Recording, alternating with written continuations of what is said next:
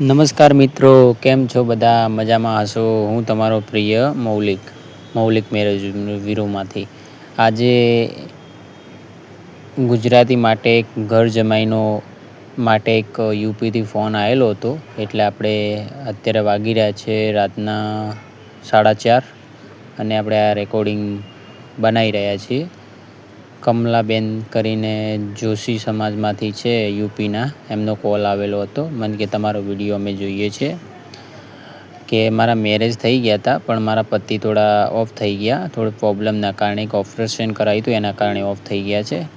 તો કે મારે એક ઘર જમાઈ જોઈએ છે, એટલા માટે કે તમે મારી મદદ કરો. એટલા માટે આપણે આ સ્ક્રીન ઉપર જે બેન દેખાઈ રહ્યા છે એ સારા એવા ઘરના છે, એમને એક ઘર જમાઈની જરૂર હતી, એટલે આપણે આ રેકોર્ડિંગ મૂકી રહ્યા છે. જે લોકો ગુજરાતી હોય, આપણે ગુજરાતી માટે જ આ પ્રોપર રેકોર્ડિંગ મૂકી રહ્યા છે. નહીં તો હું સેટિંગ તો ક્યાંય બી કરાવી દેતો, કેમ કે એમના યુપી બાજુના બી છોકરા તો છે જ ઘર જમાઈ બનવાવાળા. પણ આપણે એવું કે ગુજરાતીને સપોર્ટ કરીએ કે ગુજરાતી બને એટલું સારું. તો જો આ ગુજરાતી માટે પ્રોપર ડિટેલ લઈને આવ્યા છીએ આપણે, અને એનો ફોન આવ્યો તો એટલા માટે આપણે વિડીયો મૂકી રહ્યા છે. જો કમલાબેન જોશી, 35 વર્ષ ઉંમર છે, વધારે છે નહીં, 35 વર્ષ, 30 ને 5, 35 બરાબર. કમલાબેન છે, જેમને અત્યારે ઘર જમાઈની જરૂર છે. એમને એક બાબો છે, બેબી થતી નથી. અને બેબી થતી નથી એનો મતલબ એમ નહીં, મતલબ એવું કે જે બેબીની જરૂરત અત્યારે, કેમ કે પહેલાં કેવું હતું કે એકવાર બેબી થઈ પણ ઓફ થઈ ગઈ, એવું હતું કંઈક, એવું કીધું એમને બેને, બરાબર. તો જોઈ લો, જે સ્ક્રીન ઉપર બેન દેખાઈ રહ્યા છે એમને જોઈએ છે અત્યારે અર્જન્ટમાં.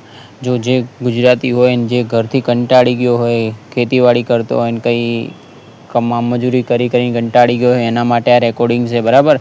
તમારા સાથી મિત્રોને સેન્ડ કરજો, કેમ કે જે ઘર જમાઈ બનવા માગતો હોય, સેવાનો લાભ ઉઠાવવા માગતો હોય, એ લોકો માટે છે. જો છોકરો દેખાવડો હોવો જોઈએ સારો એવો, જે આ બેન જેવી દેખાય છે એવો જ દેખાવો જોઈએ. થોડો ઘણો કાળો ધોળો હશે, થોડો ઘણો, પણ આમ દેખાવમાં હેન્ડસમ હશે તો વાંધો નહીં આવે, બરાબર. નામ છે કમલાબેન જોશી, યુપીમાં રહે છે, બરાબર. અને 35 વર્ષ ઉંમર છે.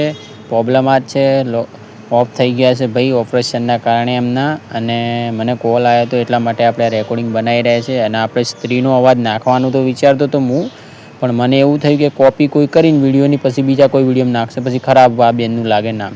અને મને કે મૌલિકભાઈ ખાલી ફોટો નાખવો તો નાખજો, રેકોર્ડિંગ ના નાખતા. મેં કીધું બેન અમે રેકોર્ડિંગ તો કોઈનું નાખતા જ નથી, કેમ કે રેકોર્ડિંગમાં હું કોપી કરીને બધા હેરાન કરે પછી બિચારા. જો આ બેનને છે અત્યારે ઘર જમાની જરૂર, જો કોઈ બેન દીકરી રેકોર્ડિંગ સાંભળતી હોય, એના ભાઈને ઘર જમાઈ બનવું હોય તો તમે આ નંબર પર કોલ કરી શકો છો. આપણે ઘર જમાઈ બનાવવામાં હેલ્પ કરીશું એની. આ અર્જન્ટમાં પાછું જોઈએ છે. અને એમને પાછું ઘર જમાઈ એટલા માટે બનાવો છે કે ઘરમાં બધા કામ નાના મોટા હોય તો એ કરી લે, અને બીજું કે એમનું ધ્યાન રાખે, અને ત્રીજું ગાડી, અને બીજું જે પેલો બંગલો છે ખાલી પડ્યો રહેશે. એમને કીધું કે એક મોટો બંગલો છે, એ બંગલોમાં કોઈ રહેવાવાળું છે નહીં. તો કે મારે અમે 2 જણા કે આગળ શિફ્ટ થઈ જઈએ અને કે રહીએ. મેં કીધું બેન તમે આટલું બધું ક્યારે વિચાર્યું? મને કે અમારા યુપી બાજુનો છોકરો નથી જોતો. મેં કે ગુજરાતીમાં તપાસ કરી રહી હતી, પણ કે તમારો વિડીયો મેં હમણાં જોયો ને 2 દિવસ પહેલાં, તો કે મને ધ્યાન પડ્યું કે તમે વિડીયો મૂકો છો યુટ્યુબમાં, કે તમે આવી રીતે મેરેજ વીરો ચલાવો છો, કે તમે કામ આ કરી શકો. મેં કીધું કંઈ વાંધો નહીં, તમે મને ફોટોનું નામ મોકલી દો, અમે તમારું રેકોર્ડિંગ બનાવીને મૂકી દઈએ ઘર જમાઈવાળું. બીજું પહેલું રેકોર્ડિંગ કહું, અને બીજે પહેલાં કામમાં નહીં, પહેલાં થઈ જશે કહું તમારું કામ, ટેન્શન ના લેતા. એટલે કહું જો અત્યારે ઘર જમાઈની અર્જન્ટમાં અમને જરૂર છે, જે સ્ક્રીન ઉપર જે ફોટો દેખાઈ રહ્યો છે એમને.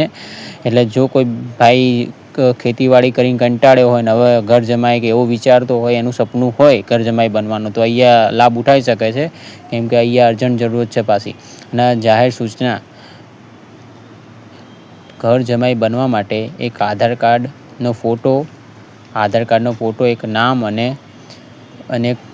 પોતાનો ફોટો, આ 2 વસ્તુ તો જોઈશે જ, કેમ કે ફોટો વગર કંઈ કામ નહીં થાય. કેમ કે ફોટો હશે તો જ ખબર પડશે કે તમે કોણ છો, તમારી ઓળખાણ તો જોઈએ જ, બરાબર. એટલે આપણે આ 2 વસ્તુ જોઈએ જ છે, કેમ કે એ પછી અમે આગળ મોકલીશું. પાત્રને ગમશે તો પછી આગળ વાત વધશે, એકબીજાને સેટ થશે તો થઈ જશે.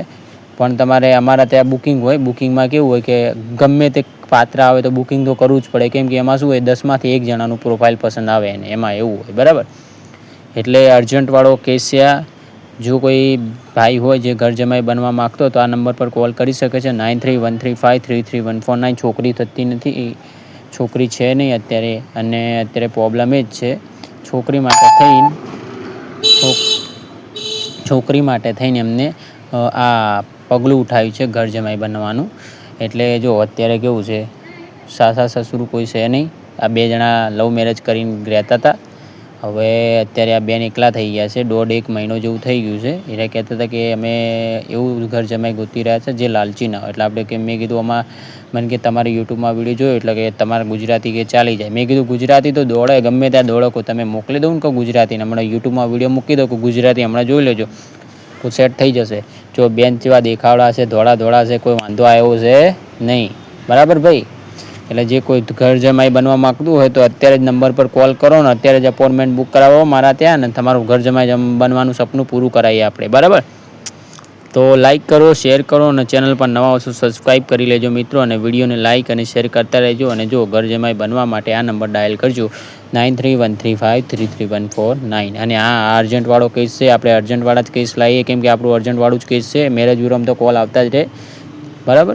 જાહેર સૂચના, જેને ઘર જમાઈ બનવું હોય એ જ કોલ કરજો, કેમ કે બેનને જરૂરત છે.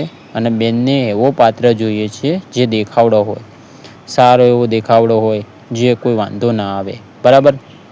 અને જે લોકો લગ્ન માટે કોલ કરે છે, લગ્ન માટે અલગ પાત્ર હોય, આ ઘર જમાઈવાળું પાત્ર છે. એટલે લગ્ન માટે આ માટેથી નાના જોડે લગ્ન કરવા છે એવું. આ બેનને લગ્ન નથી કરવાના, આ બેનને ઘર જમાઈની જરૂર છે. એટલે જો ઘર જમાઈ બનવા વાળા જ કોલ કરજો. બરાબર? વિડીયો ગમ્યો તો લાઇક અને શેર કરતા રહેજો. અને ચેનલ પર નવા હો તો સબસ્ક્રાઈબ કરી લેજો. ધન્યવાદ.